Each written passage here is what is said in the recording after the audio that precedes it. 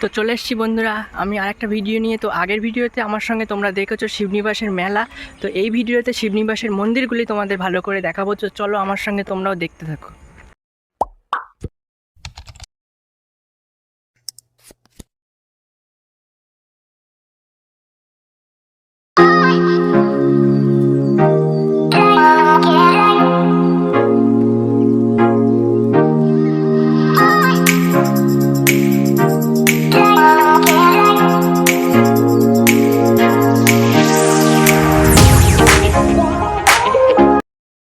So আমরা finally পৌঁছে গেছি শিবনিবাস। তো এখানে তিনটি মন্দির আছে, একটা হচ্ছে রাজরাজেশ্বর শিব মন্দির, আর একটি হচ্ছে রাজ্ঞেশ্বর শিব মন্দির এবং অন্যটি রাম সীতা মন্দির। তো চলো ফুল ডিটেলসে তোমাদেরকে জানাচ্ছি।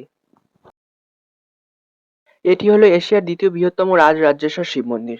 কথিত আছে যে ওই সময়ে বর্গীদের আক্রমণ খুব বেড়ে গিয়েছিল। রাজা তাদের হাত থেকে রক্ষা পাওয়ার জন্য একটা নিরাপদ জায়গা খুঁজছিলেন।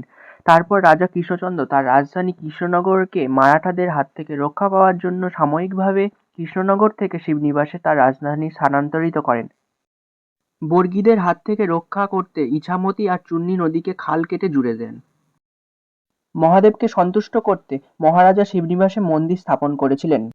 ভগবান শিবের নামে নামকরণ করা রাজরাজেশ্বর মন্দিরটি 1754 খ্রিস্টাব্দে তখনই তিনি নির্মাণ করেন এবং এই মন্দিরে স্থাপিত শিবলিঙ্গ এশিয়ার দ্বিতীয় বৃহত্তম বলে মনে করা হয়। রাজধানী স্থানান্তরিত হওয়ার পরে মহারাজা এই জায়গাটির নাম শিবনিবাস নামকরণ করেন। আবার অনেকে বলেন এই নামটি তার পুত্র শিবচন্দ্রের নামে শিবনিবাস রাখা হয়েছিল। মন্দিরের চূড়া সমেত উচ্চতা 120 ফুট। মন্দিরের ভেতর শিবলিঙ্গটি কোষ্ঠী পাথরের এবং তার উচ্চতা প্রায় 12 ফুট এবং বের 36 ফুট। সিঁড়ি দিয়ে উঠে শিবের মাথায় জল ঢালতে হয়। এই শিবনিবাসে সারা বছরই লোকে পুজো দিতে আসে এবং ভক্তরা শ্রাবণ মাসের প্রতি সোমবারে নবদ্বীপের গঙ্গা থেকে জল নিয়ে পায়ে হেঁটে শিবনিবাস এসে শিবের মাথায় জল ঢালে এবং প্রতি বছর ভৈম একাদশী থেকে শিবরাত্রি পর্যন্ত এখানে মেলা বসে।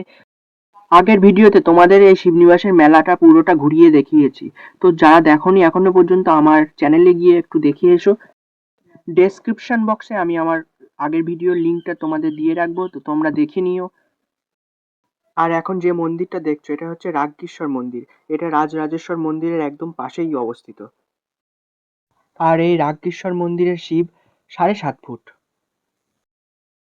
আর রাজ্ঞেশ্বর মন্দিরের বাদিকে রয়েছে রাম সীতা মন্দির।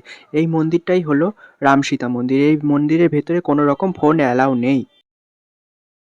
অনেকের মনেই হয়তো একটা কোশ্চেন ঘুরছে যে শিবনিবাসে আসবো কী করে। তো যারা শিয়ালদা থেকে ট্রেনে করে আসবে, শিয়ালদা গেদের লোকাল ট্রেনে করে এসে তারকনগর হল্ট বা মাঝদিয়া স্টেশনে নামবেন। তো তারপরে অটো বা টোটোতে করে চলে আসতে পারবেন। আর যারা বাসে করে আসবেন তো তারা কৃষ্ণনগর মাঝদিয়াগামী বাসে করে আসবেন এবং এসে শিবনিবাস নতুন ব্রিজে নেমে টোটো বা অটোতে করে শিবনিবাস তো চলে আসতে পারেন।